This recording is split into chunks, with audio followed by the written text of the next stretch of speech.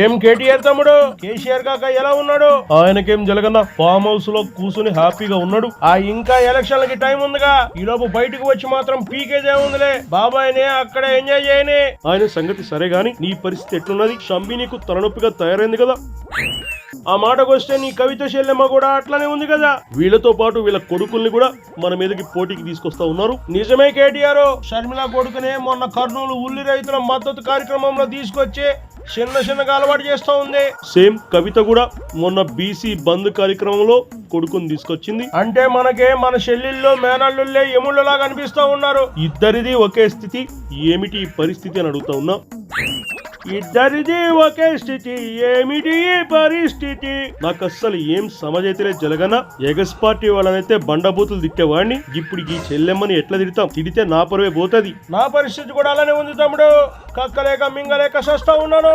నీకు నీ చెల్లితో పాటు తల్లి కూడా తోడైంది. ఇద్దరిని అన్యాయం చేసేవన్న బిరుదు కూడా మూట కట్టుకున్నావు. గుండె రగిలిపోతా ఉంది. అదే బయట వాళ్ళైతే ఈపాటికి ఫసక్కమనిపించేవాడిని. అప్పటికి చిన్నాయిని నువ్వే పంపించేసినవని తెలుగు రాష్ట్రాల్లో కోళ్లు కత్తులు తగిలించుకుని మరీ కూస్తా ఉన్నాయి. అబ్బా, ఇప్పుడు ఆ కోడి కత్తి గురించి ఎందుకు గుర్తు చేస్తావు తమ్ముడు? మనిద్దరికి వచ్చిన ఈ సమస్యకి పరిష్కారమే లేదా? ఏం పరిష్కారమో ఏమో. వీళ్ళు గెలిచి సావరు, మనల్ని గెలవనివ్వరు. జనాలకి మాత్రం మనం బ్యాడ్ అయిపోయినాం. నాయన కూడా ఫామ్ హౌస్ లో జుట్టు పీక్కుంటా ఉన్నాడు కవిత చేస్తా ఉన్న పనులకి.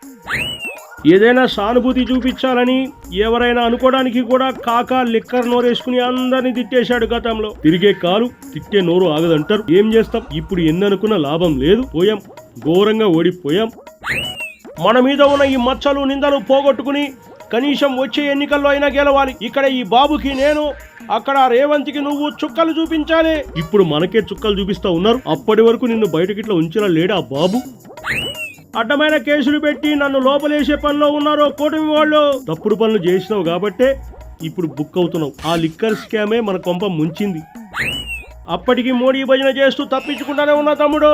గా మోడీ ఎప్పుడు రివర్స్ గేర్ వేస్తాడో తెలియదు. జాగ్రత్తగా ఉండాలి. జనాల్ని మాత్రం నమ్మకు, తెలివిగా ఉండు. అందుకే కదా తమ్ముడు హిందూ వ్యతిరేకి అనే ముద్ర పోవడానికి నాకు వచ్చిన రాపోయినా కొబ్బరికాయలు కొడుతూ ఉన్నా, చిచ్చుబుట్లు వెలిగిస్తా ఉన్నా. నా బాధ పగోడికి కూడా రాకూడదు. నిన్ను చూస్తూ ఉంటే నవ్వాలో ఏడవలో కూడా అర్థం కాని పరిస్థితి జరగన్నా. ఆ దీపావళి సంబరాల్లో ఆడోళ్ళ షూస్ వేసుకుని కనిపించినావు. సోషల్ మీడియాలో నీ మీద ఒకటే ట్రోల్స్.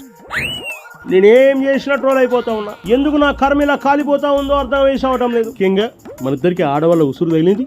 ముఖ్యంగా మన చెల్లెళ్ళ ఉసురు తగిలింది జలగన్నా. సరే జలగన్నా, మళ్ళీ కలుద్దాం. అది నువ్వు బొక్కలోకి వెళ్లకుండా ఉంటే. ఒకవేళ వెళ్తే గనక నిన్నిక ఆ దేవుడు కూడా కాపాడలేడు. షమ్మే విజయమ్మా చిన్నైనా.